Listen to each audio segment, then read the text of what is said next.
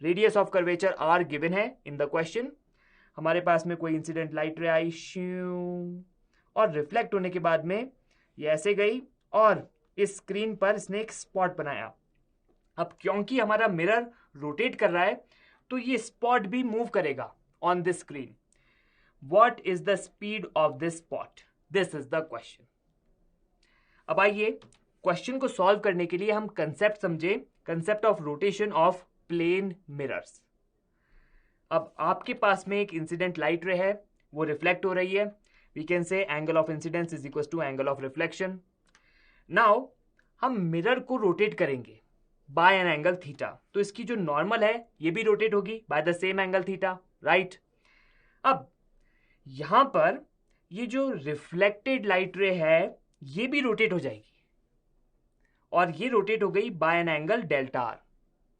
अब delta R क्या theta के बराबर होगा? नहीं, डेल्टा आर होगा ट्वाइस ऑफ थीटा। कैसे? वेल देखिए, एंगल ऑफ इंसिडेंस अब यहां पर हो गया आई माइनस थीटा और एंगल ऑफ रिफ्लेक्शन ये है। अब इसको हम दो पार्ट में देख सकते हैं, एक पार्ट है theta, okay, this part is theta, और जो दूसरा पार्ट है वो है ये छोटा सा एंगल। आइए इस छोटे से एंगल पर जरा ध्यान दें। ये छोटा सा एंगल कितना होगा बताइए? दिस छोटा सा angle is equal to R minus delta R. ये है पूरा आर, ये है delta R, so R minus delta R होगा ये छोटा सा angle. So we can basically say angle of reflection is theta plus R minus delta R. और आप जानते हैं angle of incidence I minus theta should be equal to angle of reflection. So angle of reflection is theta plus r minus delta r. अगर आप I equal to r यहां पर रखेंगे तो आपके पास में आएगा delta r is equals to 2 theta, okay. और इसको आप टाइम से डिवाइड कर दीजिए ऑन बोथ द साइड्स, तो आपके पास में एंगुलर स्पीड के बीच में रिलेशन आएगी। So angular speed of the reflected light ray is equal to twice of omega. Omega is the angular speed of this mirror. तो ये है हमारे पास में काम की रिलेशन। अब आइए फिर से हम क्वेश्चन की तरफ चलें। तो हमारे पास था एक छोटा सा मिरर जो कि रोटेट कर रहा था और एंगुलर स्पीड हम ले लेते हैं ओमेगा। बाय द वे, क्या हम ओमेगा की वैल्यू बता सकते हैं? हाँ, this is angle rotated divided by time taken. So time taken is let's say 1 second, तो 1 सेकेंड में कितना एंगल रोटेट होगा? It covers n full rotations. इसका मतलब एक रोटेशन में जब 2 पाई का एंगल कवर होता है तो n रोटेशन में 2 पाई टाइम्स n का एंगल कवर होगा। तो इतना एंगल कवर हुआ इन 1 second, so omega is 2 pi n, 2 pi n। तो ओमेगा हमें पता है। अब अगर कोई इंसिडेंट लाइट रे आ रही है और रिफ्लेक्ट हो रही है और स्क्रीन पर इसकी एक शानदार सा स्पॉट बन रहा है, so we can see that this spot will move. और यहां पर ये जो हमारी रिफ्लेक्टेड लाइट है इसकी एंगुलर स्पीड है omega R which is equal to twice of omega. So ये जो स्पॉट है इसकी स्पीड होगी v is equal to radius of curvature r times omega r। So we can say v is equal to r times omega r. Omega r is twice of omega and omega is 2 pi n. So we can say that v is equals to 4 pi n times r. This is the speed of this spot. Understood? Yes. So simple. तो इस question में हमें बस ध्यान में ये रखना है कि अगर मिरर की एंगुलर स्पीड ओमेगा है तो रिफ्लेक्टेड लाइट की angular speed twice of omega होगी। अगर मिरर थीटा एंगल से रोटेट करता है तो reflected light ray twice of theta से रोटेट होगी। Now let's move on to next question. A wire is bent in the shape of right angle triangle. तो wire को हमने मोड़ करके एक राइट एंगल ट्राइंगल बना दिया and it is placed in front of a concave mirror of focal length f as shown in the figure. तो ये है हमारा कॉनकेव मिरर, इसकी फोकल लेंथ है f। अब आप देख सकते हैं दिस एंगल इज 45 डिग्री, ये वाला डिस्टेंस है f/2, तो ये वाली हाइट भी होगी f/2। Good. which of the figures shown in the four options qualitatively represents the shape of the image of the bent wire. तो इस वायर की जो इमेज बनेगी उसकी शेप कौन सा वाला फिगर सही से रिप्रेजेंट कर रहा है? This is the question. अब देखिए यहां पर इमेज बनाने का क्या तरीका होना चाहिए. हम बेसिकली हमारे ऑब्जेक्ट को अलग अलग पार्ट्स में डिवाइड कर सकते हैं और हर पार्ट की हम इमेज बना सकते हैं. तो चलिए ये वाला पॉइंट लेते हैं ए, और इस ए पॉइंट से ये वाली जो स्ट्रेट लाइन है इसकी इमेज बनाने की कोशिश करते हैं. So this is at a distance of f/2 from the pole. अब बेसिकली इंसिडेंट लाइट रे के डायरेक्शन में हम पॉजिटिव साइड रखते हैं. So this is the positive side. Incident light raise हमेशा पॉजिटिव साइड की तरफ पॉइंट करती हैं, तो हम पोल से ये पॉजिटिव साइड यहां पर बना सकते हैं and this is the negative side. तो हमारा जो ऑब्जेक्ट है it is on negative side, और जो फोकस है focus is also on negative side. Okay, concave mirror का focus is also on negative side. Now let us find the location of the image. तो हम बोलेंगे 1/v plus 1/u is equal to 1/f, और हमारे पास shortcut आता है v is equal to uf divided by u minus f. This is the shortcut. अब आइए यहां पर केयरफुली वैल्यूज पुट करें. What is u? u is -f/2, और फोकस को भी हमें साइन के साथ में पुट करना है. तो इस वाले मिरर का फोकस हमेशा नेगेटिव साइड पर होता है, तो हम लिखेंगे -f, और इसके बाद इसे डिवाइड करेंगे with u minus f. u is -f/2 and we get minus of -f, so we are getting f. wow. अब देखिए v is at f, focus पर नहीं है but it is plus f. इसका फोकस तो -f पे है, तो v है यहां पर at a distance of f from the pole. ये पॉजिटिव साइड पर है, और आप देख सकते हैं ऐसा क्यों है. ऐसा इसलिए है क्योंकि हमारा जो ऑब्जेक्ट है एट ए, ये जो स्ट्रेट लाइन है एट ए, ये है बिटवीन फोकस एंड पोल. तो हमें मिलेगी एक वर्चुअल इमेज, और वर्चुअल इमेज कुछ ऐसी दिखेगी, मैग्निफाइड. एंड इनफैक्ट आप यहां पर मैग्निफिकेशन भी निकाल सकते हैं. Magnification is equal to -v/u. This is coming out to be minus of this f divided by u which is -f/2. Magnification आपके पास आ गया 2. ओके, तो ये जो हमारी इमेज है ये है twice of the size of this straight line object. अब देखिए हम लेते हैं point B. This is at focus f. अब इसकी इमेज कहां बनेगी? पॉइंट ए की इमेज तो हमने बना दी यहां पर a', लेकिन पॉइंट बी की इमेज कहां बनेगी? आप बोलेंगे अगर हमारा ऑब्जेक्ट फोकस पर होता है तो उसकी इमेज बनती है इंफिनिटी पर. तो जो B होगा ये होगा B' की जो इमेज होगी, B की इमेज जो B' होगी वो होगी इंफिनिटी पर, बहुत बहुत दूर. आप इमेजिन नहीं कर सकते हो उतनी दूर. अब देखिए ये जो हाइपोटेनस है वो यहां से शुरू होगी और कहां पर जाकर के मीट होगी? एट B', और B' है इंफिनिटी पर. तो यहां से करीब करीब पैरेलल लाइन हम बना देंगे, और ये दोनों पैरेलल लाइन इंफिनिटी पे जाकर के मीट होंगी. राइट? ओके. तो अब फाइनल इमेज के बारे में हम कुछ ऐसा बोल सकते हैं. हमारे पास में एक स्ट्रेट लाइन है, और उसके बाद में ये जो हाइपोटेनस है ये इंफिनिटी तक जा रही है. So this is what we can say about image, and we can say that option D, ये वाला ऑप्शन करेक्टली इमेज को रिप्रेजेंट कर रहा है. So option D is the right answer for our question. अब हम चलते हैं अगले क्वेश्चन पर. यहां पर हमारा मिरर भी मोशन में है. A gun mounted on trolley capped on frictionless surface has mass m1. तो बंदूक का मास m1 गिवन है. It Fyers a bullet of mass m2 with a horizontal speed v0. तो ढिचक्यां करके हमने गोली निकाली, और गोली की स्पीड है v0 with respect to ground. अब आप इमेजिन कर सकते हैं कि हमारी जो गन थी वो ट्रॉली पर थी जो कि फ्रिक्शनलेस सरफेस पर थी. तो इसका मतलब यहां पर जो हमारी गन है वो ट्रॉली के साथ साथ रिकॉइल हो जाएगी पीछे, और जो बुलेट है वो आगे निकल जाएगी. The gun is fitted with a concave mirror of focal length f facing towards a receding bullet. Find the speed of separation of the bullet and the image just after the gun was fired.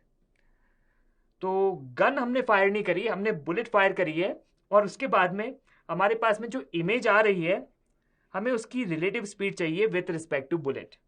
So what is the speed of image with respect to object? This is the question. Understood? Yes. अब देखिए यहां पर जो gun है वो back fire होगी, और उसी के साथ साथ जो मिरर माउंटेड है वो भी मूव होगा, वो भी पीछे की तरफ जाएगा. तो यहां पर मिरर जा रहा है पीछे की तरफ. तो सबसे पहले हम यहां से कुछ डे टू डे लाइफ के लिए कुछ अंडरस्टैंडिंग, कुछ सीख लेते हैं. वो सीख ये है कि जब तक हमको किसी ने सिखाया नहीं है तब तक असली गन के ऊपर हमको हाथ साफ नहीं करना चाहिए. इस लड़की को अगर कोई पिचकारी वाली बंदूक पकड़ा देते तब तो ठीक था, लेकिन असली बंदूक के साथ में कभी कभी गड़बड़ हो जाती है. So we can not understand how to hold a gun properly. तो हमको बहुत केयरफुल रहना चाहिए. नाउ यहां पर ये जो बुलेट फायर हुई है ये आगे के डायरेक्शन में है, ये आप इसको लेफ्ट साइड बोल सकते हैं. सो जो मिरर है ये राइट साइड जाएगा along with the gun. तो गन, ट्रॉली, मिरर, इन सबका कंबाइंड मास है m1. So we can apply conservation of momentum. We can say that P initial is equals to P final. और इनिशियल मोमेंटम कितना है पूरे system का? 0, क्योंकि इनिशियली कुछ भी मूव नहीं कर रहा था. और फाइनल मोमेंटम हम बोलेंगे it is m1 times this speed is v mirror. So m1 times v mirror. और जो बुलेट है वो नेगेटिव डायरेक्शन में मूव कर रही है, so minus m2 times v not. So v mirror आया m2 v not bye m1. अब हम बात करते हैं how do we calculate the velocity of image with respect to mirror. How do we do that? उसके लिए हमारे पास में एक फॉर्मूला है. जब हमारा ऑब्जेक्ट प्रिंसिपल एक्सिस पर मूव होता है तब फॉर्मूला ये है, velocity of image with respect to mirror is equal to minus magnification square times velocity of object with respect to mirror. This is the formula. अब आप पूछेंगे यहां पर मैग्निफिकेशन कैसे निकालें? वेल, मैग्निफिकेशन का फॉर्मूला याद रखिए. In case of these mirrors formula है माइनस v बाई यू. इसका एक शॉर्टकट वर्जन भी है, m is equal to f divided by f minus u. अब देखिए इस केस में जब हमने बुलेट को फायर करा तो वो मिरर के रिस्पेक्ट में किस लोकेशन पर थी? आप बोलेंगे वो तो पोल पर थी, क्योंकि जो गन थी उसके साथ में ही मिरर माउंटेड था, और गन के साथ में ही बुलेट थी जब उसको जस्ट फायर करा था. So we can say the bullet was at pole. अब जब बुलेट पोल पर है तो u क्या होगा? u होगा 0. If u is 0 then magnification क्या होगा? Magnification will be 1. और अगर मैग्निफिकेशन 1 है तो आप देखिए यहां पर है हमारी बुलेट और यहां पर है इमेज, मैग्निफिकेशन 1. तो ये बुलेट ऐसा है कि ये प्लेन मिरर के आगे पड़ी है, ऐसा इसे अपनी इमेज ये देख पाएगी.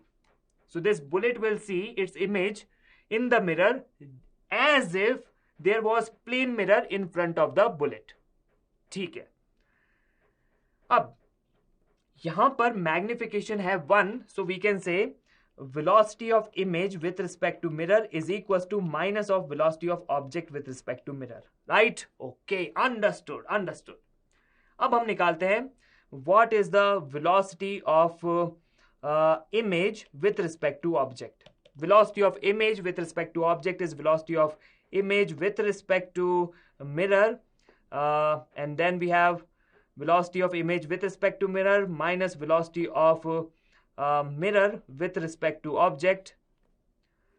So not minus but plus. So velocity of image with respect to object is equals to velocity of image with respect to mirror plus velocity of mirror with respect to object. Okay, तो ये relative velocity का हमने formula लिखा. और उसके बाद में हमारे पास में velocity of image with respect to mirror, this is minus of velocity of object with respect to mirror, and then we have plus velocity of mirror with respect to object.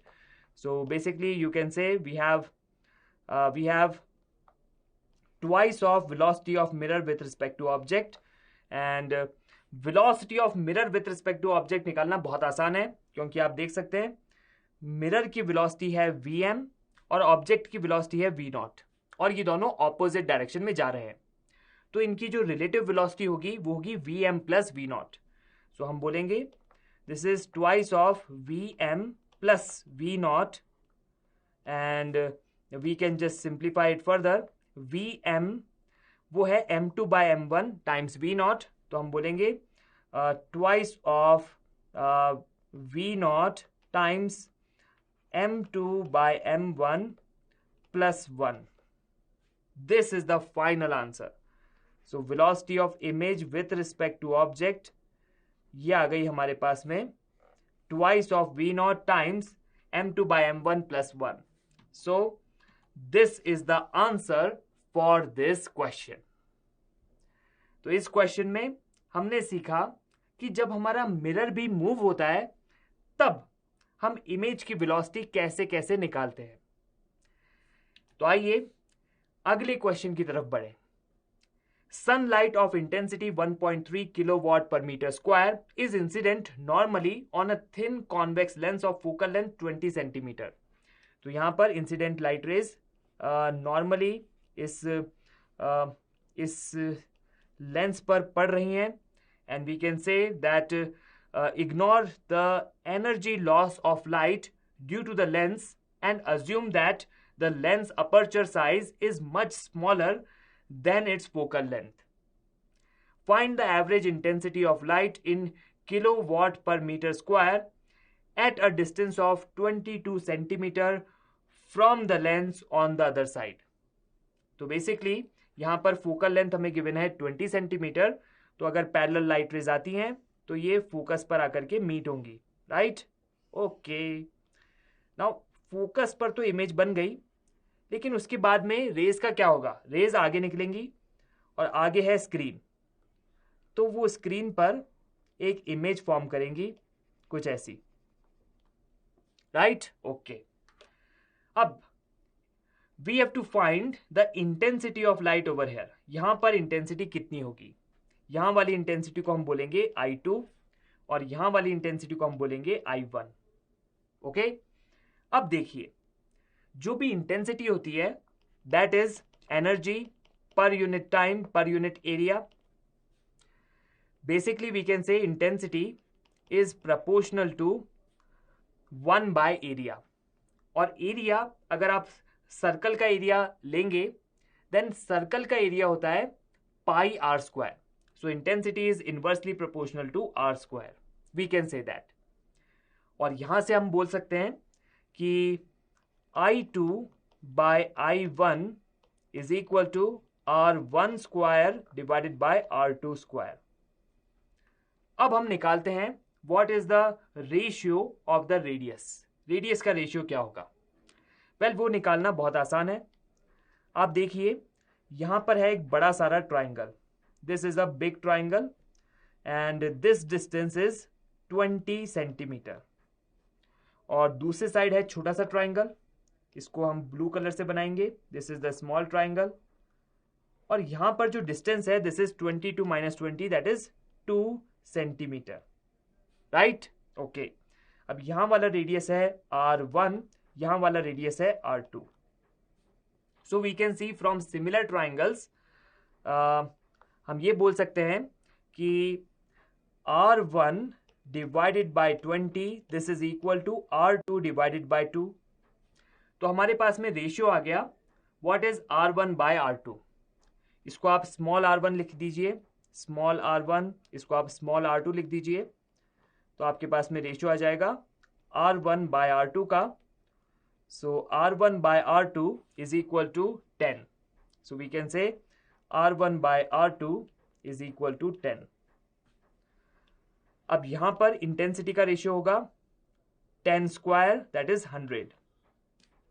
So I2 is equal to 100 times of I1 हमें given है 1.3 kilowatt पर metre square. So answer हमारे पास होगा 130 kilowatt पर metre square. सो अब हम जरा answer को चेक करते हैं।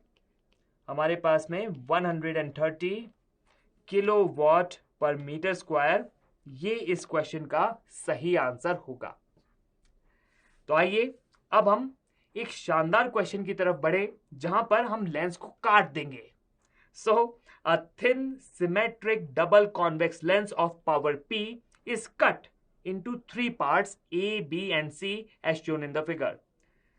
अब हमें A की पावर बतानी है, B की पावर बतानी है और C की पावर बतानी है।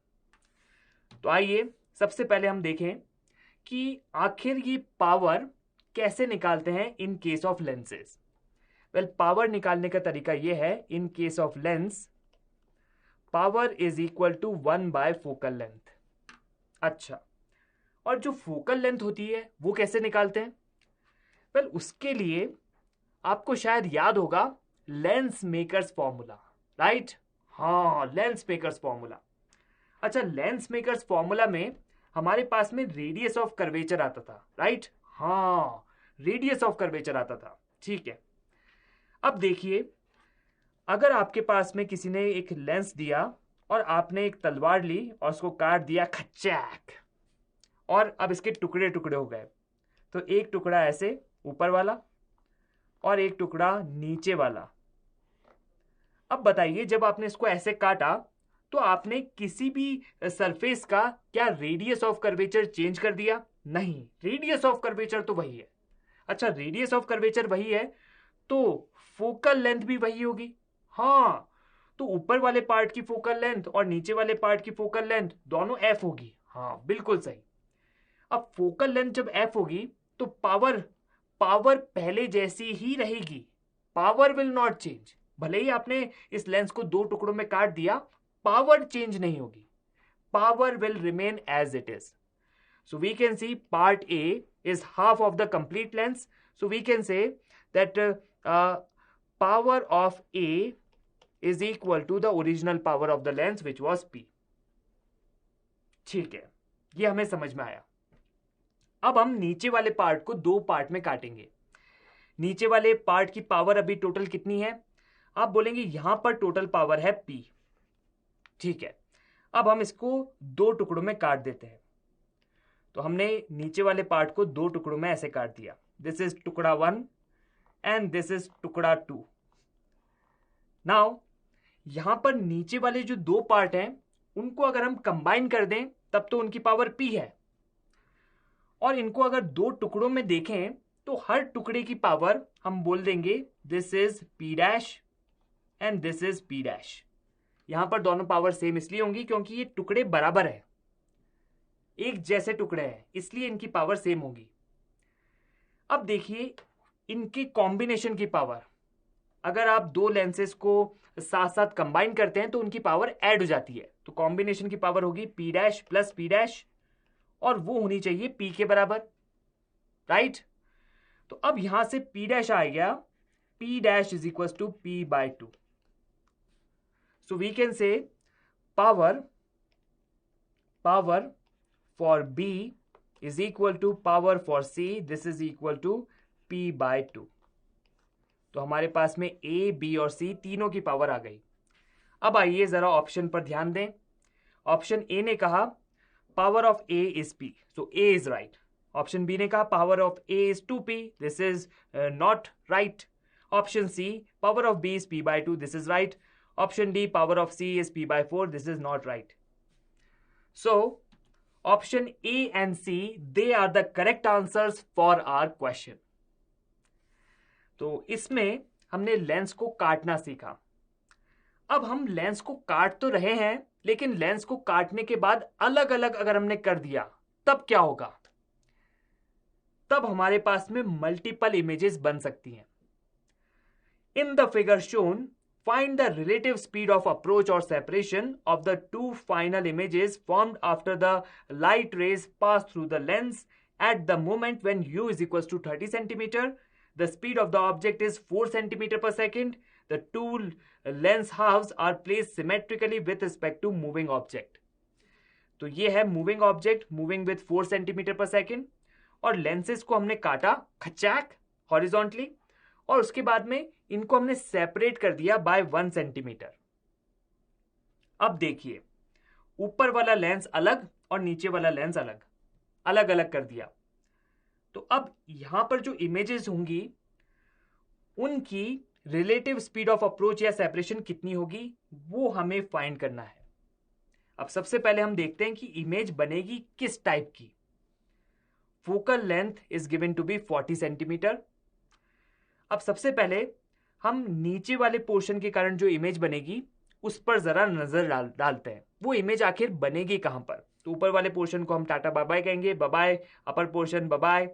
और हम बस ध्यान ये दे सकते हैं कि this line of motion of object and this lens, they are separated by 0.5 centimeter. Okay, so bye bye lens, bye bye, it is gone now.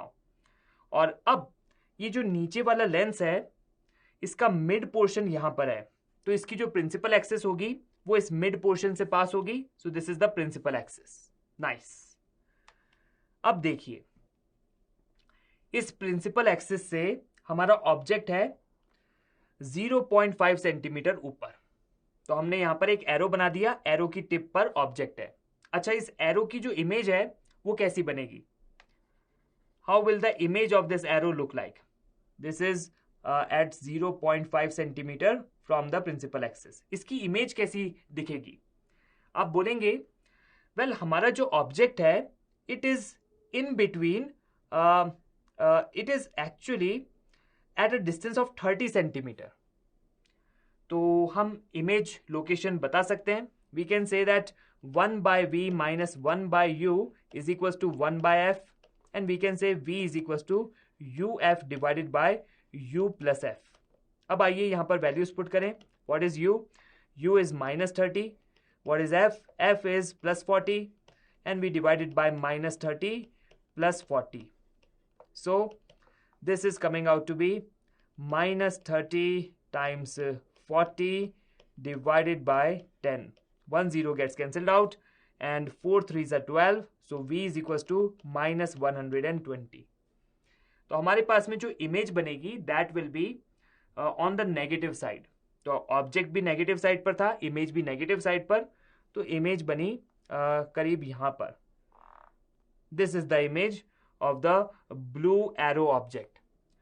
और हमारा ओरिजिनल ऑब्जेक्ट इस ब्लू एरो की टिप पर था, तो हमारी जो इमेज होगी वो इस इमेज वाले एरो की टिप पर होगी. This will be the image. Understood? Yes.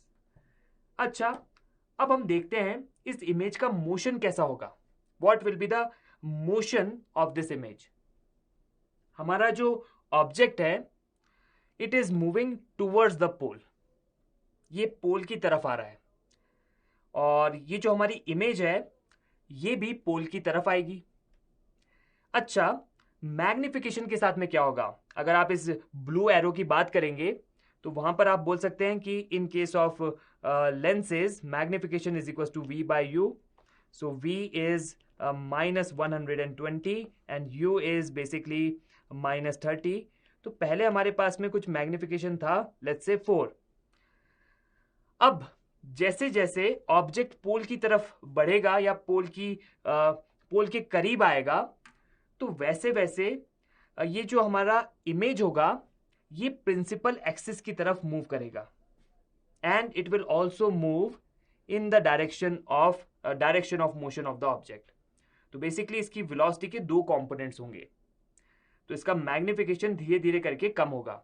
Okay, अब यहां पर हम एक्चुअली ये Vy और Vx इन दोनों को फाइंड कर सकते हैं, लेकिन रिलेटिव वेलोसिटी निकालने के लिए हमें सिर्फ Vy की जरूरत है. वो क्यों?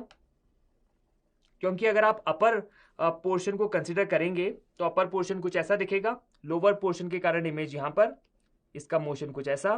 This is Vx and this is Vy. और जो अपर पोर्शन है उसके कारण जो इमेज बनेगी वो है यहाँ पर इसका Vx and this is Vy, and we can say that relative speed होगी V relative, इसका मॉड ले लेते हैं, this is equal to twice of Vy. Understood. अब इस क्वेश्चन को सॉल्व करने के लिए हमें सिर्फ Vy से मतलब है. How do we find Vy?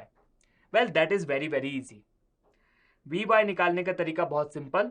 आप देखिए, हम बोल सकते हैं this distance from the let's say principal axis of the lower mirror, this distance is let's say y dash, and distance of object is let's say y naught. So we can say magnification is y dash divided by y naught, and this is equal to v by u. So this is v divided by u. और इसका एक shortcut हम देख सकते हैं. v को हमने लिखा था uf divided by u plus F, right. तो यहां से u कैंसिल हो जाएगा. So y dash by y not is equal to f divided by u plus F. अब हम यहां पर y नॉट को दूसरे साइड लेकर के जाएंगे और दोनों साइड को टाइम के साथ डिफरेंशिएट करेंगे. So we get dy dash by dt. This is equal to we have f divided by u plus F square, और हमारे पास में नेगेटिव साइन भी आया, और उसके बाद में हमारे पास में आया y नॉट इधर. Okay, and then we have du by dt. So this is what we are getting. And du by dt वो हमें पता है, this is 4 centimetre per second. So यहां पर हम वैल्यूज पुट करते हैं. dy dash by dt, this is actually Vy. Basically यहाँ पर क्योंकि Vy नीचे के डायरेक्शन में हमने बना रखा है, तो आप अगर नेगेटिव साइन की परवाह ना करें तो आप यहाँ पर मॉड ले लीजिए. So Vy mod is equals to, so we can put the values. तो हमने f की वैल्यू रखी, f is equals to 40, and y not is basically 0.5. This distance is 0.5. So 0.5, and du by dt is 4 centimeter per second. We divide it by u plus f square. So u is minus 30. So minus 30 plus f is 40 square. This is what we are getting. और यहाँ से आप देख सकते हैं 0.5 into 4, this will be 2, and we are getting 80 divided by 100, and this means 0.8. Yes. So let us check Vy. If it is 0.8, then V relative would be twice of 0.8. So we can say V relative is 1.6, and this should be the answer. So 1.6 centimeter per second, this is the relative speed of the two images. Have you understood the question? तो इस question में हमने सबसे पहले देखा कि images बनेंगी किस टाइप की और उनका मोशन किस टाइप का होगा, and we got the formula. और आप यहां पर देख सकते हैं दिस इज द फॉर्मूला, और इस फॉर्मूले से भी हम डायरेक्शन देख सकते हैं. What will be the direction of Vy. तो बेसिकली यहां पर सब कुछ चीजें पॉजिटिव हैं और यहां पर नेगेटिव साइन भी है. नेगेटिव साइन का मतलब ये कि Vy प्रिंसिपल एक्सिस की तरफ है.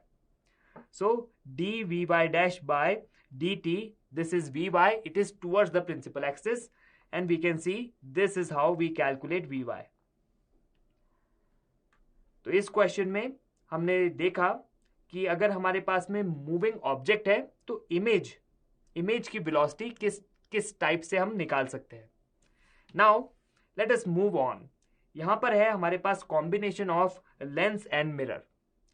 अ point object is placed at a distance of 20 centimetre from a thin plano convex lens of focal length 15 centimetre. If the plane surface is silvered, the image will form at.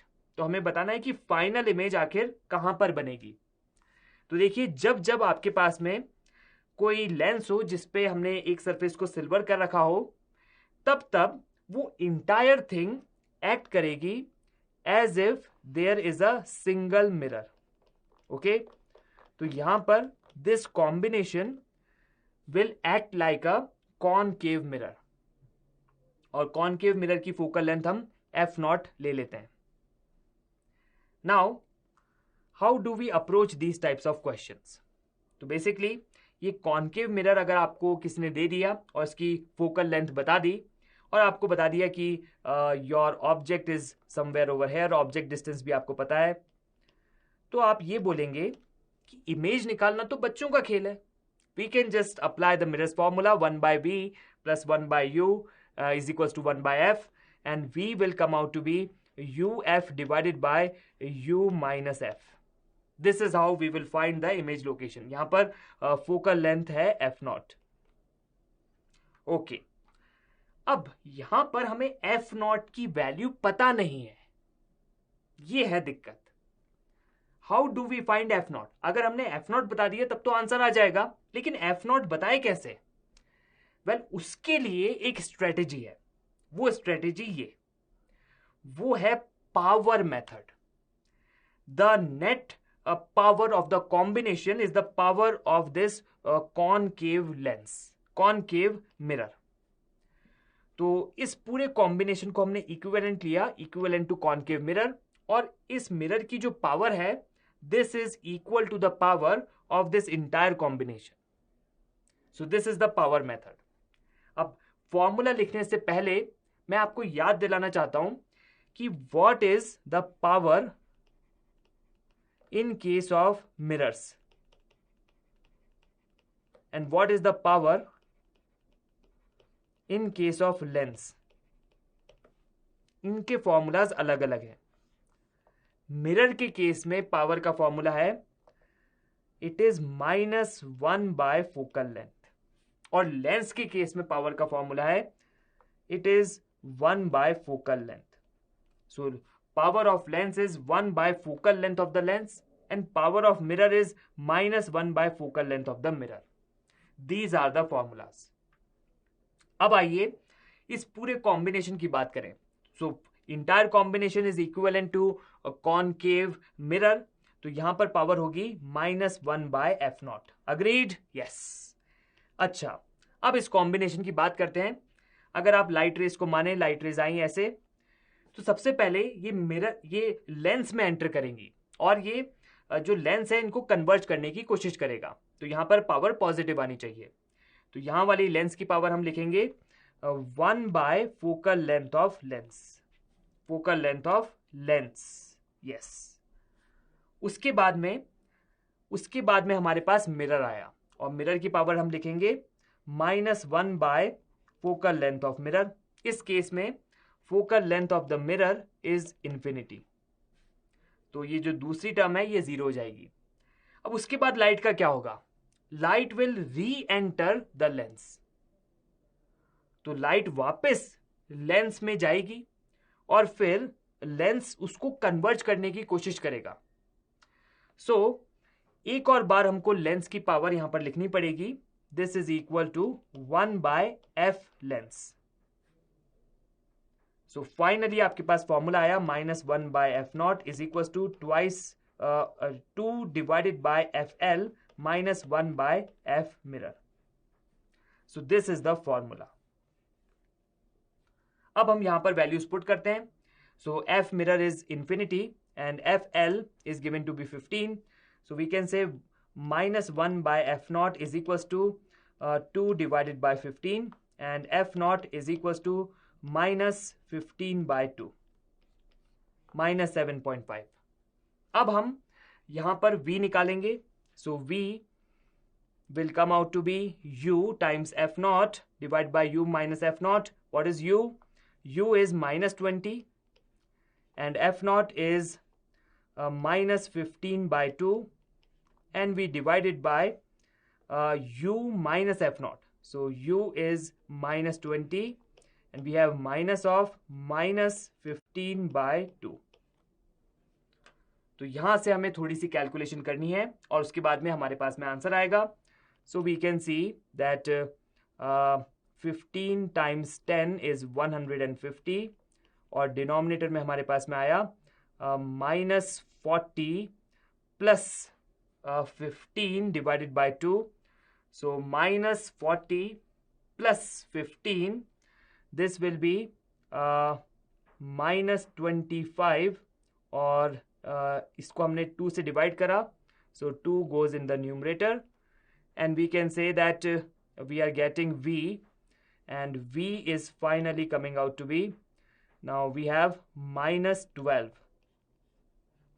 तो image बनेगी at a distance of 12 centimeter from this entire combination, and V is equals to -12 centimeter. This is the right answer for our question. Option C is correct. Now let's move on to the last question of our discussion. ये question based है refraction on refraction due to the curved surfaces पर. In the figure shown, a point object O is placed in air on principal axis. The radius of curvature of the spherical shape is 60 centimeter. तो यहाँ पर radius of curvature हमें given है 60 centimeter, and IF is the final image formed after all the refractions and reflections. तो कुछ refraction हो रहे हैं, कुछ रिफ्लेक्शन हो रहा है और कुछ रिफ्रैक्शन हो रहा है, तो सबके बाद में एकदम फाइनली हमारी इमेज है IF. अब हमें बताना है कि इन चारों में से कौन सा ऑप्शन सही है. ऑप्शन ए कह रहा है इफ D1 इज 120 सेंटीमीटर, अगर ये D1 120 सेंटीमीटर है, then IF is formed on O for any value of D2. तो हमारी जो फाइनल इमेज होगी आफ्टर ऑल वो बनेगी एट O itself. D2 की वैल्यू भले ही कुछ भी हो. This is what option A is saying. Option B कह रहा है if D is 240 centimeter, then IF is formed at O only if D2 is 360 centimeter. Option C, if D1 is equals to 240 centimeter, then IF is formed at O for all values of D2. And option D, if D1 equal to 240 centimeter, then IF cannot be formed on O at all. So these are the 4 options. तो इस question को solve करने की strategy ये रहेगी. सबसे पहले हम केस लेंगे if D1 is equals to 120 centimeter, what should be the value of D2 so that our final image is at O? And if D1 happens to be 240 centimeter, then in order to form the final image at O, what should be the value of D2? ठीक है, तो सबसे पहले हम अपना case लेते हैं when D1 is equals to 120 centimetre. अब यहां पर आप ऑब्जेक्ट को देख सकते हैं और यहां पर रिफ्रैक्शन होगा ऑन दिस कर्व्ड सरफेस. सो ये वाली साइड है पॉजिटिव, ये वाली साइड है negative. Object is on negative side and centre of curvature of this surface is on positive side. इसका मतलब R विल बी +60. अब हम फॉर्मूला देखते हैं.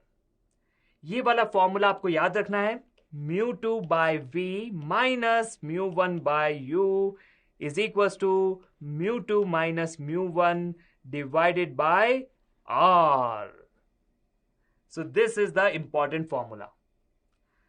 अब μ2, this is 1.5, V we don't know, minus U μ1 which is 1 divided by U is minus 120. And this is μ2 minus μ1 divided by R. So 1.5 minus 1, it is 1, and 1 divided by R is, no, 1.5 minus 1 is 0.5, and we divided by R is 60. So this is what we are getting. और आप देख सकते हैं 1.5 by V, this is what?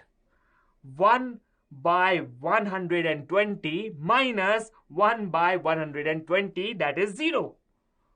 इसका मतलब V is at infinity. Yes, तो अगर कोई लाइट रेज यहां से निकलती हैं, इनके साथ क्या होगा आफ्टर रिफ्रैक्शन? आफ्टर रिफ्रैक्शन ये पैरेलल हो जाएंगी। ओ अच्छा अच्छा। अब देखिए, अगर पैरेलल लाइट रेज हैं तब जाकर के v इंफिनिटी पे होगा, है ना? हाँ। अब ये पैरेलल लाइट रेज आगे ट्रेवल कर रही हैं, इनको पता नहीं क्या होने वाला है, आगे आ गया एक मिरर। अब जब ये मिरर से टकराएंगी तब इनके साथ क्या होगा? तब यहां पर ये अपना पाथ रीट्रेस करेंगी, because this is normal incidence. यहां पर एंगल ऑफ इंसिडेंस है 0। इस मिरर के परपेंडिकुलरली ये इंसिडेंट कर रही हैं, और उसके बाद में ये अपना पाथ रीट्रेस कर लेंगी, और पाथ रीट्रेस करके ये इस मीडियम में ट्रेवल कर रही हैं, उसके बाद में एयर में एंटर करेंगी और फाइनल इमेज ऊपर बनेगी। Okay okay okay. तो D2 कितना भी हो कोई फर्क नहीं पड़ेगा। D2 चाहे 1 सेंटीमीटर हो, चाहे 1 लाख सेंटीमीटर हो, जो फाइनल इमेज बनेगी वो बनेगी O पर। So if D1 is equals to 120 centimeter, no matter what is the value of D2, the final image will be formed at O. Okay, so IF will be at O. ठीक है, हमने एक part तो solve कर लिया। अब देखते हैं दूसरा case. When D is equals to D1 is equals to 240 centimetre, तब क्या होगा? तब O पर हमको इमेज अगर बनानी है तो उसके लिए D2 की वैल्यू क्या होनी चाहिए? ठीक है, हमारा फाइनल मकसद है कि O पर हमारी फाइनल इमेज बने after all the refractions and reflections. So यहां पर सबसे पहले हम फॉर्मूला अप्लाई करेंगे, हमारा favourite formula μ2 bye v minus μ1 by u is equals to μ2 minus μ1 by r. So what is μ2? It is 1.5. v हमको पता नहीं। अब हमारे पास है μ1 which is 1 divided by u, and u is minus 240. This is equal to μ2 minus μ1 which is 0.5 divided by r, and r is 60. तो हमारे पास में आ रहा है 1 by 120 and then minus 1 by 240. This is equal to 1.5 by v, and we are getting v is equals to 1.5 times 240. So 240 divided by 2 into 3. So ये आ रहा है 360 centimetre. अच्छा, तो यहां पर जब लाइट रेज एंटर करेंगी तो उसके बाद में ये बैंड हो जाएंगी, ये रिफ्रैक्ट होंगी, और उसके बाद में जो फाइनल इमेज है वो 360 सेंटीमीटर पर बननी चाहिए। अब हम चाहते हैं कि इमेज कुछ इस तरीके से बने कि फाइनली हमारी लाइट रेज बाहर इस स्टाइल से निकले कि फाइनल इमेज IF पर बने। अच्छा अच्छा, उसका एक स्ट्रेटेजी कुछ ऐसा है, आप उसको ध्यान से देखिए। ये है हमारी इंसिडेंट लाइट रेज, राइट? ठीक है, ये आ रही हैं। अब अगर सारी की सारी लाइट रेज आकर के यहां पर मीट होती हैं एट दिस पॉइंट, और यहां पर हमने मिरर रख दिया, इसी लोकेशन पर हमने मिरर रख दिया जहां पर वो मीट हो रही हैं, that is eight 360 centimetre. D2 को हमने 360 एडजस्ट कर दिया जानबूझ के। अगर हम ऐसा करते हैं तब क्या होगा? तब देखिए जादू होगा। ये जो ऊपर वाली लाइट रे थी ऐसे आ रही थी, ये रिफ्लेक्ट हो जाएगी और ये नीचे वाली लाइट रे के अलोंग जाएगी। अच्छा, और नीचे वाली लाइट रे रिफ्लेक्ट होकर के ऊपर वाली लाइट रे के अलोंग जाएगी, और बीच वाली वापस अपने पाथ को रिट्रेस करेगी। अब ये ऐसे आ रही हैं और फिर ये रिफ्रैक्ट होंगी। वाओ! और उसके बाद में ये फाइनली O पर मिलेंगी। तो ये है एक तरीका to form the final image at O। आप मिरर को उस जगह पर रख दीजिए जहां पर इमेज बन रही है. So we keep the mirror at a distance of 360 centimeter. So D2 must be 360 centimeter for final image to be formed at O if D1 is equals to 240 centimeter. Understood. So finally हमारे पास में दो conclusion आए. If D1 is 120 centimeter तो हमेशा ही final image ऊपर बनेगी. If D1 is 240 centimeter तो फाइनल इमेज ऊपर तब बनेगी जब D2 360 centimeter होगा. Now we can see them in option A and B. So A and B are the correct answers for this question. तो आज के पूरे डिस्कशन में हमने बात करी रिफ्रैक्शन और रिफ्लेक्शन की. हमने कुछ इंटरेस्टिंग केसेस देखे जहां पर हमारा मिरर मूव होता है और हमें इमेज की वेलोसिटी के बारे में कमेंट करना था. इसके अलावा हमने रिफ्रैक्शन एट कर्व सरफेस देखा. हमने combination of mirror and lenses इस पर क्वेश्चन सॉल्व करा. So I hope you have learned and revised something